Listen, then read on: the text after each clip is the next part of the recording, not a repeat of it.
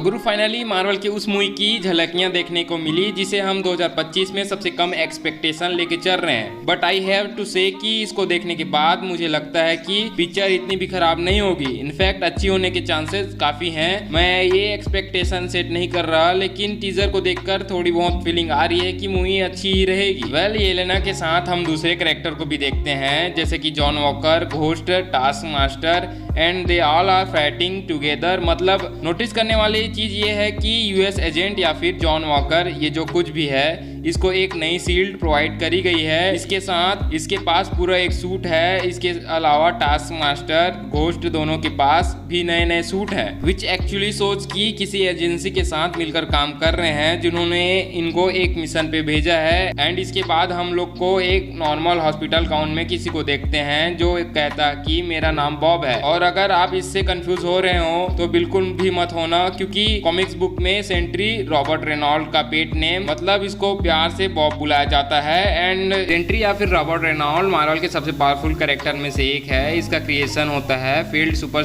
Soldier serum या फिर unfilter untested super soldier serum के उसके ऊपर इंजेक्शन लगाया जाता है, तो फिर उसको उससे पावर्स मिल जाती हैं, जिसका मतलब उसको थाउजेंड्स ऑफ एक्सप्लोडिंग सन्स की पावर मिलती है। एंड शायद हम लोग को अगली सीक्वेंस में वही चीज एक्सपीरियंस करना शुरू करते हैं, क्योंकि बॉब से मिलते ही अचानक इस वार्ड में लॉकडाउन लग जाता है, रेड कलर की लाइट जाने लगती है और कुछ रॉकेट टाइप की चीजें फायर होने लगती है, जो प्रोबेबली बॉब को सेंट्री में ट्रांसफॉर्म करेंगी। और इसमें मजे की बात यह है कि Bob doesn't realise what is going on him, क्योंकि कॉमिक्स बुक की तरह शायद इसमें भी इन लोगों ने मल्टीपल पर्सनालिटी वाला एंगल रखा हुआ है। बेसिकली सेंट्री की दो अलग अलग पर्सनालिटियां, एक्चुअली 3 पर्सनालिटियां होती हैं, जिसमें पहला रॉबर्ट रेनॉल्ड्स है जो कि हम लोगों की तरह नॉर्मल पर्सन है, एंड दूसरा है सेंट्री जो कि सुपरमैन की तरह पावरफुल है। और इसकी थर्ड पर्सनालिटी वॉइड, वो सेंट्री का बिल्कुल अपोजिट है एंड बहुत डेंजरस है, जो कि उसको रोकना लगभग नामुमकिन सा है। जो कि जहां तक मुझे लगता है इस वाले शॉट में बॉब सेंट्री में ट्रांसफॉर्म हुआ होगा,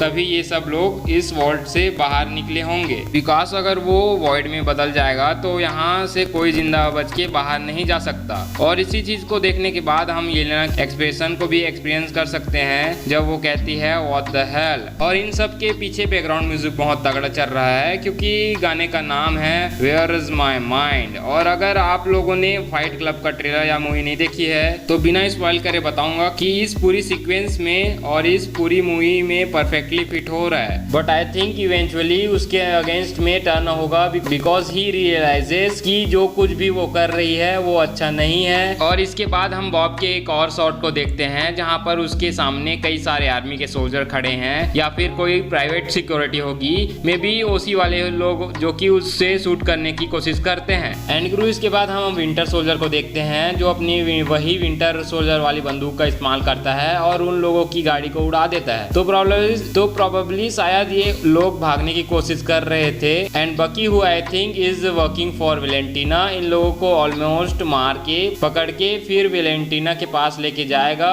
और सबसे मजे की बात यह है कि इस पूरे कर्म कांड में हमको सेंट्री नहीं दिखाया गया है, मतलब बॉब के सिर्फ 2 ही सीन्स हैं और उसके अलावा हमें कुछ नहीं पता। इतना समझ में आता है कि इसका बक्कल दिखाया गया है जो उसी सेम पैटर्न में बेस्ड है जो पेज हम थोड़ी देर पहले देखे थे। मैं देखना चाहता हूँ कि सेंट्री का सूट कैसा दिखता है। होपफुली जो अगला 5 मिनट का ट्रेलर होगा उसमें दिखा देंगे। आई मीन एटलीस्ट इस टीजर में तो इतना ही समझ में आ रहा है। बाकी आप लोग को जो भी लगता हो please do let me know.